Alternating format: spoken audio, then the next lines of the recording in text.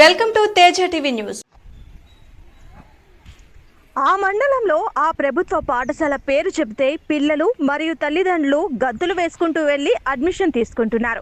ప్రభుత్వ పాఠశాలలో చేరడానికి ఇబ్బంది పడే తల్లిదండ్రులు ఆ పాఠశాల పేరు చెబితే వారి ముఖంలో తెలియని సంతోషం కనపడుతుంది.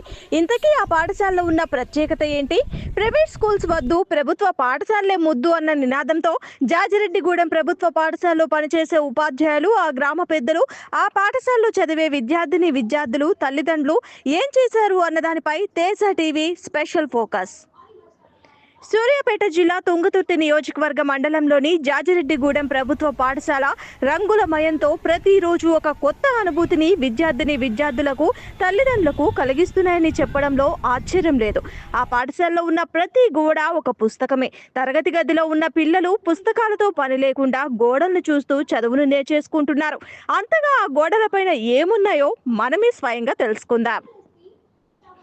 ఆ ప్రభుత్వ పాఠశాలలో అడుగు పెట్టడమే ఆలస్యం. మనకు అటెండర్ నుండి హెడ్ మాస్టర్ వరకు పాఠశాలలో ఉన్న సిబ్బంది వచ్చే వారికి సాదర స్వాగతం పలుకుతూ వారి పాఠశాల యొక్క ప్రత్యేకతలను మనకు చెప్పే ప్రయత్నం చేస్తారు.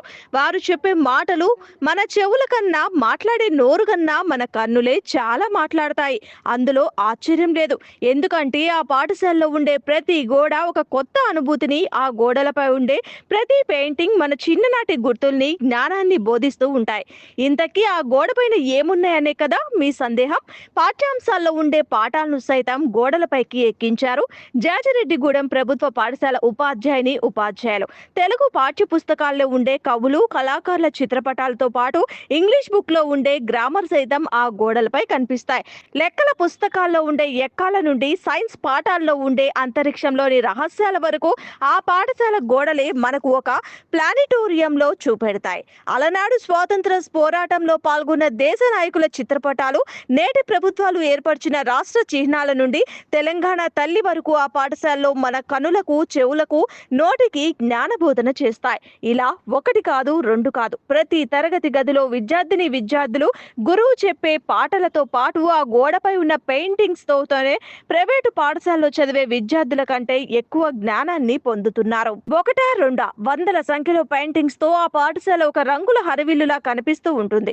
ఇదే కాకుండా తరగతి గదిలోకి తొంగి చూస్తే కూర్చునే బెంచీలు కూడా రకరకాల రంగులతో విద్యార్థుల్ని, తల్లిదండ్రులను ఆకర్షిస్తున్నాయి.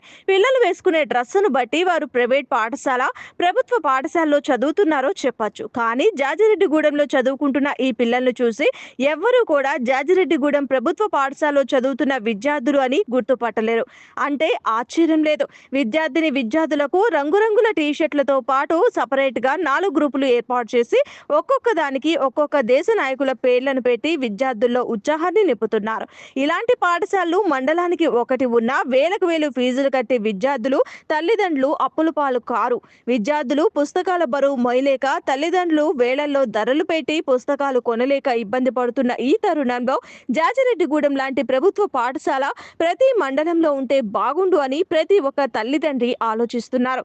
ఈ పాఠశాల ఇలా తయారు కావడానికి గల కారణం ఏంటంటే ఆ ఉపాధ్యాయుల కృషి ఎటువంటిది అనేది వారి సొంత మాటల్లోనే తెలుసుకుందాం.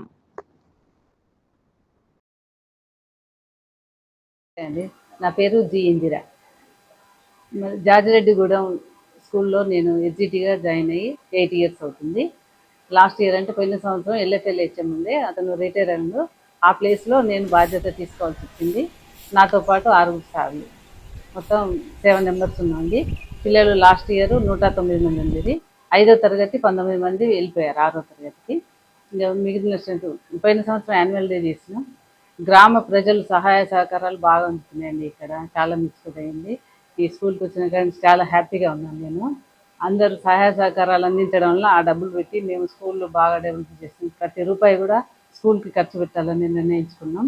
అందరం అనుకొని ఈ పెయింటింగ్స్ వేయించడం జరిగింది. కలర్స్ ఇవన్నీ పెయింటింగ్స్ పిల్లలకు అవసరమైనవన్నీ చేయించడం, వాళ్ళకు మంచి బోధన అందించడం మా బాధ్యతగా తీసుకున్నాం. మేము ఆ విధంగా కృషి చేస్తామని చెప్తున్నాం. అంతే క్వాలిఫైడ్ టీచర్స్ ఉన్నాము.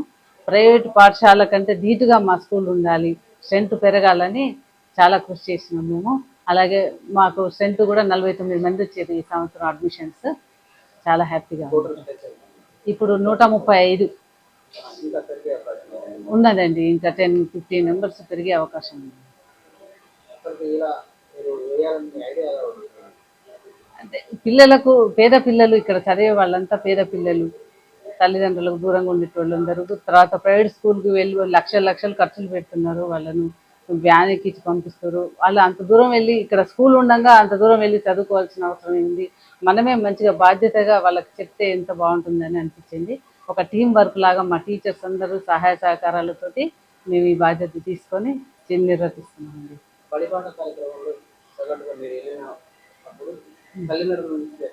స్పందన వచ్చిందండి. తప్పకుండా మేము స్కూల్కి పంపిస్తాం మేడం అని చెప్పిండ్రు. అన్నట్టుగానే వాళ్ళు ప్రైవేట్ స్కూల్కి పంపించకుండా అందరూ కూడా మా స్కూల్కి వచ్చి జాయిన్ అయ్యింది.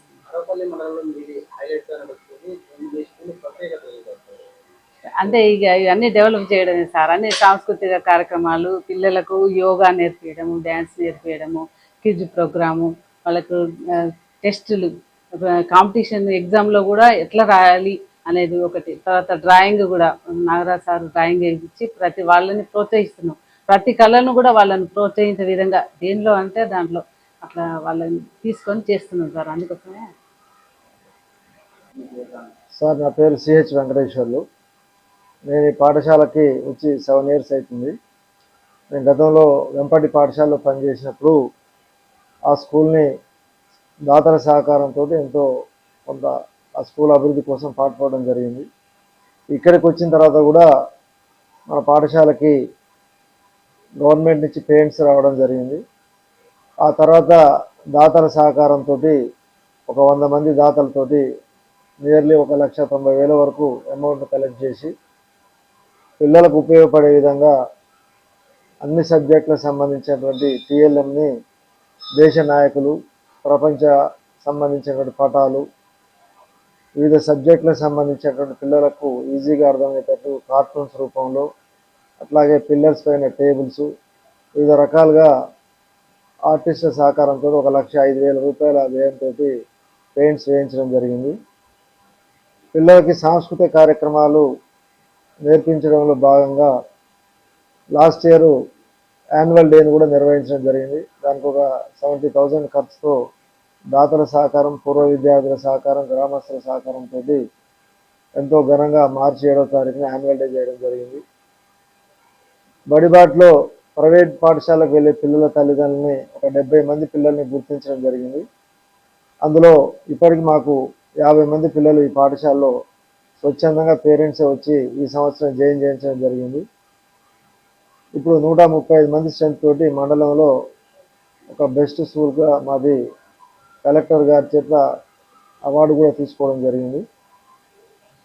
ఈ విధంగా పాఠశాలని మొత్తం 7 స్టాఫ్ ఇక్కడ ఒక కోఆర్డినేషన్ తోటి పేద విద్యార్థులకి ఒక నాణ్యమైన మంచి విద్యను అందించాలనేటువంటి దృఢ సంకల్పంతో ఒక టీం వర్క్ లాగా మేము పనిచేస్తున్నాం సార్. Thank you. పేరు సిహెచ్ నాగరాజ్ సార్. నేను ఈ పాఠశాలలో గత విద్యా సంవత్సరమే బదిలీలో ఇక్కడికి వచ్చాను. పాఠశాల గత సంవత్సరం రాగానే కూడా స్ట్రెంత్ బాగానే ఉంది. 110 మంది విద్యార్థులు ఉన్నారు గత విద్యా సంవత్సరం. అప్పుడు పేరెంట్స్ మీటింగ్ పెట్టి కూడా పేరెంట్స్ అందరూ కూడా ఇక్కడ బాగా సపోర్ట్ చేస్తున్నారు. సరే, గత సంవత్సరం బదిలీల్లో కొద్దిమంది స్కూల్ డిస్టర్బ్ అవ్వడం వల్ల కొద్దిమంది పిల్లలు ప్రైవేట్ స్కూల్కి వెళ్ళిన నెక్స్ట్ విద్యా సంవత్సరం మాత్రం ప్రైవేట్ స్కూల్కి వెళ్ళే పిల్లలందరినీ కూడా మన పాఠశాలలో చేర్పించాలనే దృఢ సంకల్పంతో మేము గత విద్యా సంవత్సరం నుండే ఒక ప్లాన్ ఆఫ్ యాక్షన్ వేసుకొని తల్లిదండ్రులను మోటివేట్ చేసుకుంటూ మేము విద్యార్థులు ఈ సంవత్సరం కంపల్సరీ 150 నమోదు చేయాలని సంకల్పంతో బడిబాట కూడా నిర్వహించాం. వెళ్ళినప్పుడు పేరెంట్స్ కూడా చెప్పాం, ప్రైవేట్ పాఠశాలకు వెళ్ళి మీ పిల్లలకు సుదూర ప్రాంతానికి పంపించి ఉదయమే బస్సులలో పంపించి వారికి 50 నుండి 60-70 వేల వరకు వాళ్ళ మీద చేయడం కంటే అలాంటి విద్యను మనం అందిస్తున్నాం. ప్రభుత్వం నుండి కూడా మీకు మధ్యాహ్న భోజనం అందుతుంది, యూనిఫామ్స్ అందుతుంది, free text books, free uniforms జరుగుతుంది, నోట్బుక్స్ అన్నీ అందిస్తున్నప్పుడు మీరు ప్రైవేట్ పాఠశాలకు డబ్బులు వేస్ట్ చేసుకునే దానికంటే దాన్ని మీకు ఇంకా వేరే అవసరాలకు వినియోగించుకునే విధంగా చేసుకోవాలని ఒక బడిపాటలో నినాదంతో మేము ముందుకు వెళ్ళి తల్లిదండ్రులందరికీ కూడా వివరించి చెప్పడం జరిగింది. వారు కూడా మా మీద నమ్మకంతో పిల్లల్ని మేము అనుకున్న స్థాయిలోనే పిల్లలందరినీ కూడా తీసుకొచ్చి చేర్పించడం జరిగింది.